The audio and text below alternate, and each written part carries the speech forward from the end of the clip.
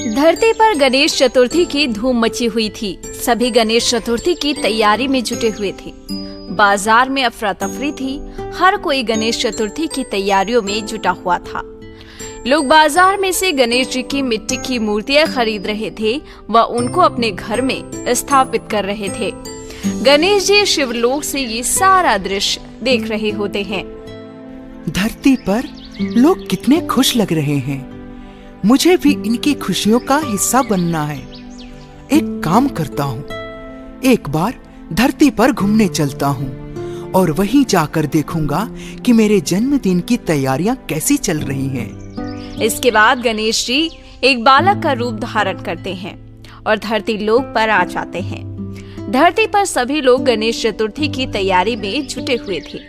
गणेश जी भ्रमण करते हुए अपने भक्तों को देख रहे होते हैं। चलते चलते वो एक गांव में से गुजरते हैं। उस गांव के बाहर एक टूटी हुई झोपड़ी होती है।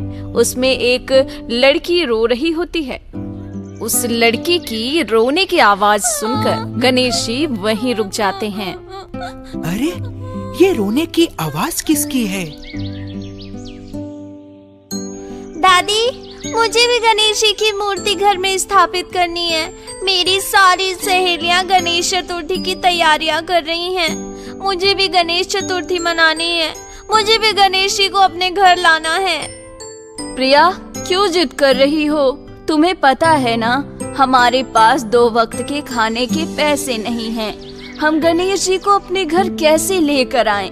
अगर हम गणेश जी को अपने घर लाएंगे तो उनको हमें अच्छे पकवान, मिठाइयाँ, फल खिलाने होंगे और हमारे पास तो इतने पैसे ही नहीं हैं। अगर गणेश जी हमारे घर आए तो वो भूखे रह जाएंगे। हाँ दादी, आप सही कह रही हो। अगर गणेश जी हमारे घर आएंगे तो वो भूखे रह जाएंगे। हम उन्हें अपने जैसा खाना तो नहीं खिला सकते ना।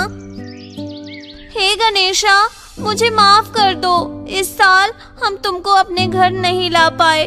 अब क्या कर सकते हैं? हमारे पास इतने पैसे नहीं हैं कि हम तुम्हें अपने घर बुला सकें। अगर मेरे माता पिता जीवित होते तो हम जरूर तुमको अपने घर ले आते।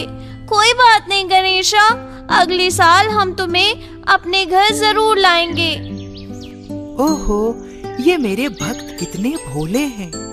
इन्हें लगता है कि मैं भोग चढ़ावे से प्रसन्न होता हूँ, लेकिन इन्हें ज्ञात नहीं है मैं तो मनुष्य के भक्ति भाव से ही प्रसन्न रहता हूँ। मुझे जाकर इनकी मदद करनी चाहिए। अरे बालक, तुम कौन हो? मैया, मेरा नाम गणेशा है। मेरे पास कोई घर नहीं है। क्या मैं कुछ दिन के लिए आप लोगों के साथ रह सकता हूँ?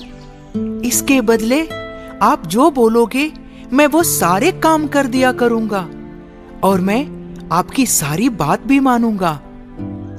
ये बालक इतना कोमल है, इसे मैं कैसे मना कर दूं? नहीं नहीं, इसे मैं मना नहीं कर सकती, वरना मुझे पाप लगेगा।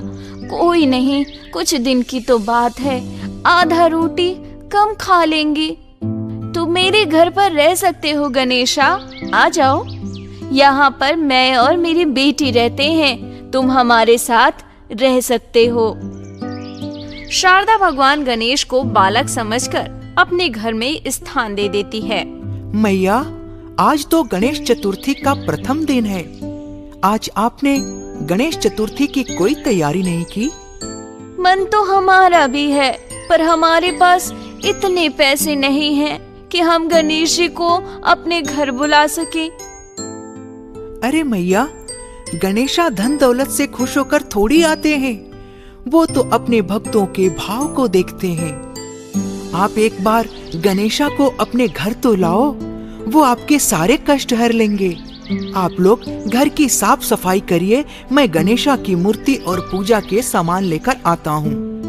अरे, तुम कैसे लेकर आओगे? अरे मैया, मैंने यहाँ कुछ महीने एक सेठ के यहाँ काम किया था। वो सेठ मुझे बहुत मानता है। मैं उसी के दुकान से सारा सामान ले आऊंगा। आप चिंता मत करिए। सच में? आप गणेश जी को घर लाओगे? हाँ, मैं अभी गणेश जी को घर लेकर आता हूँ। तुम तब तक घर की साफ सफाई कर दो। बाल गणेश घर के बाहर जाते हैं और अपनी शक्ति से एक गणेशा जी की मिट्टी की मूर्ति और कुछ फल और पूजा सामग्री उत्पन्न करते हैं। उधर शारदा और प्रिया सारे घर की सफाई करती हैं। प्रिया बहुत ही खुश थी क्योंकि आज पहली बार उसके घर पर गणेश जी की स्थापना होने वाली है। थोड़ी देर बाद बाल गणेश भी मूर्ति और सामग्री के साथ लौट आते हैं।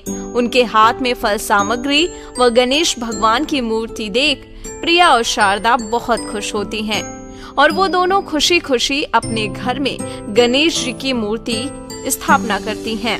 जो घर पहले खाली और सूना सूना लग रहा था, मूर्ति स्थापना के बाद वही घर खिलखिलाने लगा। शारदा और प्रिया ने पूरे घर को अच्छे तरीके से सजाया था। दादी देखो, अब हमारा घर कितना अच्छा लग रहा है। गणेश भैया की वजह से आज हमारे घर पर गणेश जी आए हैं। हाँ बेटा, गणेशा तुम्हारी वजह से आज हमारे घर पर भगवान गणेश जी की स्थापना हुई है। मैं किस तरह से तुम्हारा धन्यवाद करूं? अरे मैया, आपने मुझे यहाँ रुकने की जगह दी है, इतना बहुत है मेरे लिए। बाकी जब तक मैं हूँ, मैं आपको कोई भी काम नहीं करने दूंगा, सारा काम मैं ही करूँगा। भगवान गणेश साक्षात बालक के रूप में शारदा के घर में रहने लगे और शारदा का काम में हाथ बटाने लगे, जिससे शारदा को काम में काफी मदद मिल गई और वो भगवान गणेश की पूजा अच्छे से करने लगी। गणेश जी अपनी शक्ति से पूजा की सारी सामग्रियां लेकर आ जाया करते थे, जिससे शारदा को पूजा करने में कोई परेशानी नहीं होती। शारदा के साथ प्रिया भी गणेश जी की पूजा में बैठी रहती थी और साक्षात गणेश जी अपने भक्तों की सेवा में जुटे हुए थे। प्रिया और शारदा को शायद ये पता भी नहीं था कि गणेश कोई बालक नहीं बल्कि भगवान गणेश हैं। देखते देखते गणेश चतुर्थी के 9 दिन अच्छे से बीत जाते हैं। आज गणेश चतुर्थी का आखिरी दिन था। सभी लोग गणेश जी की मूर्ति को विसर्जित करने के लिए जा रहे होते हैं। सारा गांव उत्साह और हर्षोल्लास के साथ भरा हुआ था।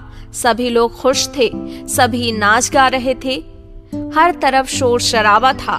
इधर शारदा और प्रिया भी मूर्ति विसर्जन के लिए तैयार हो चुकी थी। गणेश भैया, आज हम मूर्ति विसर्जन के लिए जा रहे हैं, आप भी चलोगे ना? हाँ हाँ, क्यों नहीं, मैं भी चलूंगा। आप लोग जाओ, मैं पीछे पीछे आ जाऊंगा। ठीक है भैया। इसके बाद शारदा और प्रिया पूरे रीति रिवाज से गणेश भगवान को घर से विदा करते हैं और मूर्ति विसर्जन के लिए जाते हैं। नदी में गणेश भगवान की मूर्ति विसर्जित करने के बाद जब प्रिया और शारदा अपने घर आती हैं, तो वो अपने घर को देखकर चौंक जाती हैं। वो देखती हैं कि उनके टूटे हुए घर की जगह एक बड़ा आलीशान महल खड़ा है। जब वो दोनों घर के अंदर घुसती हैं, तो देखती हैं कि उनका घर सोने के सिक्कों से भरा हुआ है। दादी देखो, गणेश जी ने हमारी पुकार सुन ली। उन्होंने हमारे टूटे हुए मकान को महल बना दिया। सही में बेटा, लोग गणेश जी को ऐसे ही विघ्नहर्ता नहीं कहते। उन्होंने तो कुछ ही दिनों में हमारे सारे विघ्न हर लिए। पर दादी, गणेशा भैया कहाँ हैं? वो तो हमारे साथ विसर्जन के समय भी नहीं थे। हाँ, ये तो मैंने भी ध्यान नहीं दिया।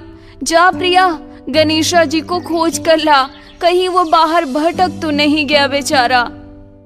मैया, इसकी कोई जरूरत नहीं है।